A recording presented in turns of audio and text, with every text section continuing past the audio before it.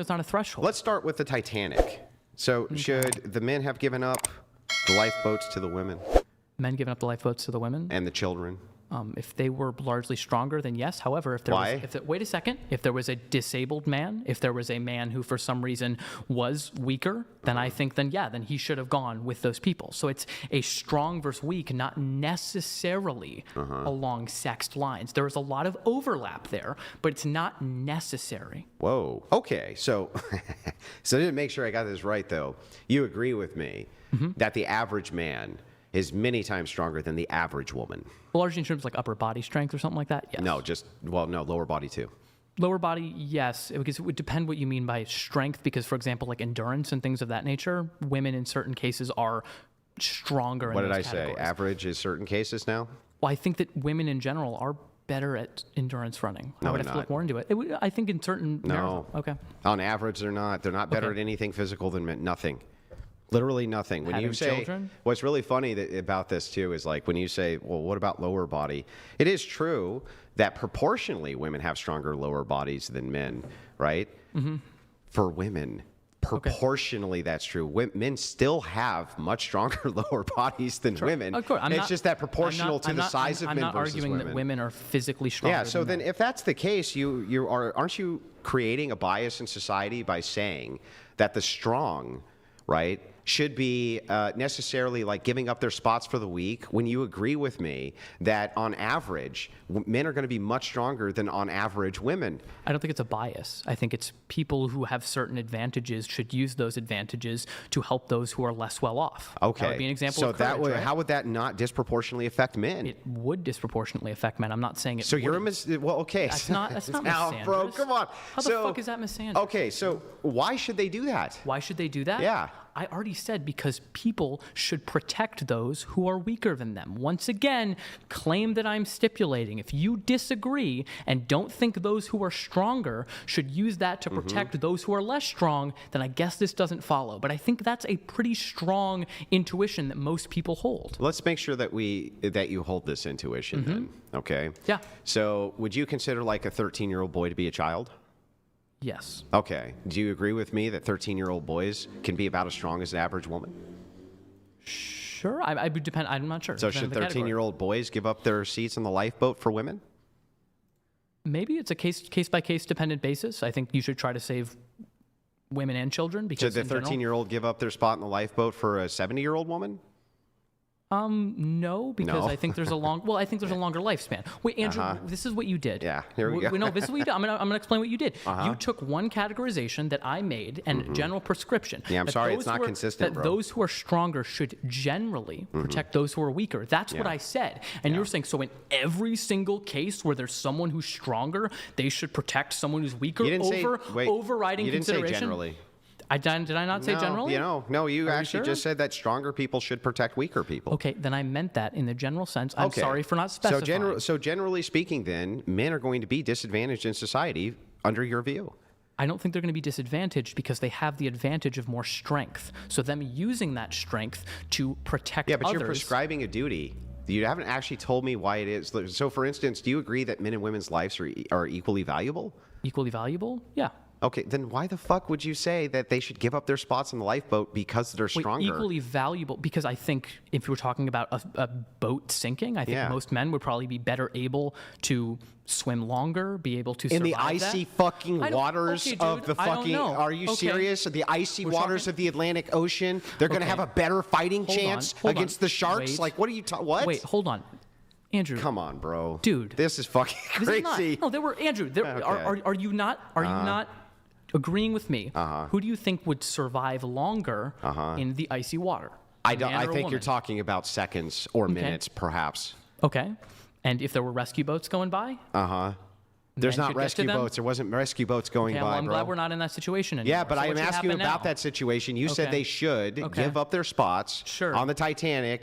The women get the lifeboats Yes. because the men are stronger, even though their Yes. lives are both equally valuable. Yes. Why? I think that some men should do that. Absolutely. Because Why? Why?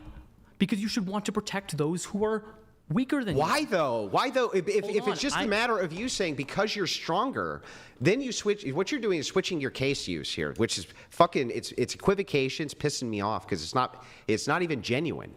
You're making the equivocal case that wait a second. Right? Men generally are stronger than women, so therefore should protect them because generally stronger people should protect weaker people. Yes. Okay, that follows in that aspect. You're a bit stronger, right? Yes. You have some sort of like duty or obligation to protect those weaker than you. But when you're in a situation like the fucking Titanic, right, where your strength differential doesn't fucking matter at all, right?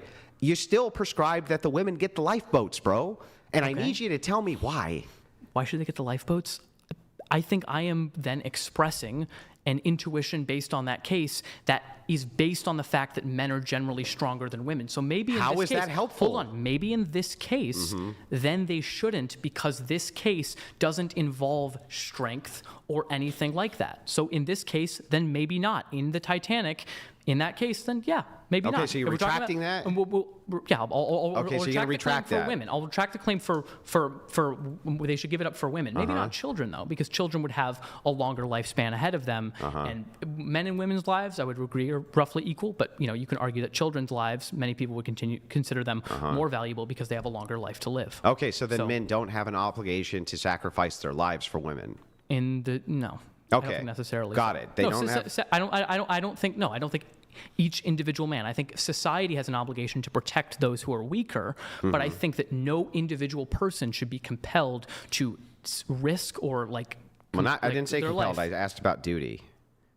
That wouldn't be Men. like a foreign compellence. No, I don't think men have that duty. No. They don't have that duty. Men in general, no. Those who are stronger, not to die for other people necessarily. So you don't think that there's a social obligation inside of society which shames men if they don't protect women who are physically weaker than them? I think there is, but the thing is also I think a man is much less likely to die than a woman in those situations. Yeah, so what? So then it's much But he's less likely. much more likely to be shamed for not interjecting himself in the situation, which would mean that he actually would be more likely to die than and the I think women. it's because he's stronger. Yeah, but that actually would increase his risk of death over women. All right, Andrew. And the average man would increase the risk of death if they're interjecting more than women. Yeah. Okay. Sure. What's your point? Is that correct? Yes. What's your point? Okay, so then you're assisting with a bias against men. No. With the social shame of men. Do you think that men, because they're the stronger sex, should interject on the behalf of people who are weaker than them? If they are stronger. If they're strong, and on average they're going to be. Yes. Then what you're doing is interjecting them into significant amounts of danger over the weaker sex. It's not on the basis that they're men. It's on the basis that they're stronger. Yes, so but it the would bias apply, selection's still so gonna it apply would- to men. Fine. So it would apply. So are you endorsing disparate impact theory here? I'm just really What is confused disparate here. impact theory? The idea that if something overwhelmingly affects a group, then therefore it ought to be considered like, I guess, prejudice or harm against that group. So, for example, if a policy was passed and it overwhelmingly disproportionately affected a racial minority or any minority, regardless of the intent of the I bill. wouldn't endorse that, but what I will say is this. Well, this is the type of disparate No, it's impact. not. Here's why. Here's the distinction, right?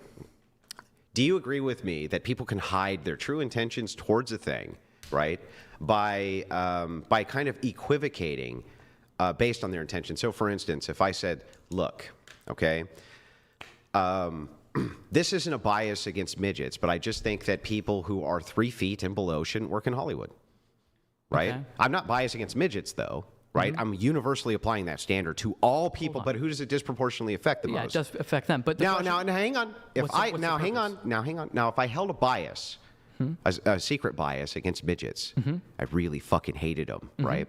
Would that be a really good way for me to enact my will, my hatred towards those midgets by making that universal claim that all people 3 feet and under shouldn't work in Hollywood? Sure, but Andrew, But what what? would the benefit be of banning those people from I would working just in say Hollywood? things like they can't get hurt as easy. Can't get hurt. Yeah, as people who easily? are 5 feet and or above, they don't get hurt as easy as people who are 3 feet and below. Then I think especially when you're on Hollywood If sets you were- and things like that. If you were making then standards that were, I mean, we have this. Do you think it's prejudicial? It would universally apply to all people.